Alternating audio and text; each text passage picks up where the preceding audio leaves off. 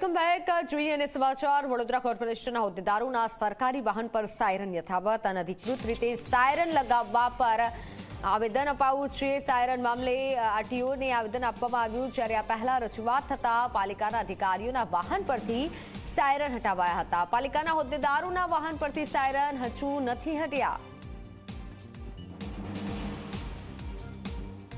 19 તારીખે અમે કંટ્રોલ પર ફોન લખાવ્યો હતો કે ભાઈ આ ગેરકાયદેસર છે, અધિકૃત નથી. આ 2013નો પરિપત્ર છે ગૃહમંત્રીના. ત્યારે અમે 22માં બી એની એકવાર અરજી આપી હતી. 22માં બી પોલીસ કમિશનર સાહેબે કમિશનરને મેલ કરીને કીધું ભાઈ આ સાયરન તાત્કાલિક ઉતારવામાં આવે, પણ તો બી છતાં સાયરન ઉતારવાની. આ લોકો સાયરનને રમકડાની જેમ વગાડવામાં આવે છે. અને બીજું કે સાયલેન્ટ જોઈન્ટ હોય, જેમ કે હોસ્પિટલ હોય છે, સ્કૂલો હોય છે, બધી જગ્યાએ વગાડવામાં આવે છે. પોતાનો સોટો પાડવામાં આવે છે. વારંવાર રજૂઆત કરવા છતાં 19 તારીખે સાંજે 5 વાગે અમે 100 નંબર પર કંટ્રોલ પર ફોન કરીને 2 કલાકથી 3.5-4 કલાક થઈ ગયા, પણ કોઈ કાર્યવાહી કરવામાં આવે. પોલીસે જ્યારે પોલીસ કંટ્રોલમાં ફોન કર્યો ત્યારે એમ કીધું કે ભાઈ આ ટ્રાફિક શાખાનો વિષય છે. ટ્રાફિક શાખા વિષય એમ કહે છે કે હવે આરટીઓનો વિષય આવે છે. એટલે અમે આરટીઓનો બી ધ્યાનમાં દોરવામાં આવ્યા છે કે ભાઈ આની તાત્કાલિક પગલાં લેવામાં આવે. એ તો અમે હાઈકોર્ટ મામલતદારમાં બી એનો કેસ કરવામાં આવશે આગળ. પછી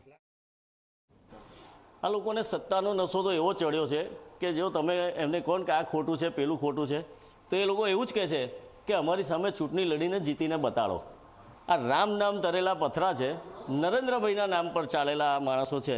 નરેન્દ્રભાઈ આજે વડાપ્રધાન થયા, એમણે એવું કહ્યું કે સાયરનો ઉતારી દેવા જોઈએ. એમને પોતે જ એવું કહે છે કે ખોટી રીતે સાયરનોનો દુરુપયોગ કરીને લોકોને મુશ્કેલીમાં ના મૂકવા જોઈએ.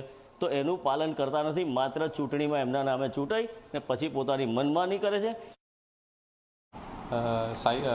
સાયરન તેમજ ફ્લેશર લાઇટ બાબતે એક રજૂઆત મળેલ છે, જે બાબતે મોટર વ્હીકલ કાયદાની જોગવાઈઓ તેમજ જરૂર પડે તો અમારી વડી કચેરી પાસેથી પણ સ્પષ્ટતા મેળવીને આગળનો એની રજૂઆત બાબતે યોગ્ય જવાબ તેમજ કાર્યવાહી કરવામાં આવશે.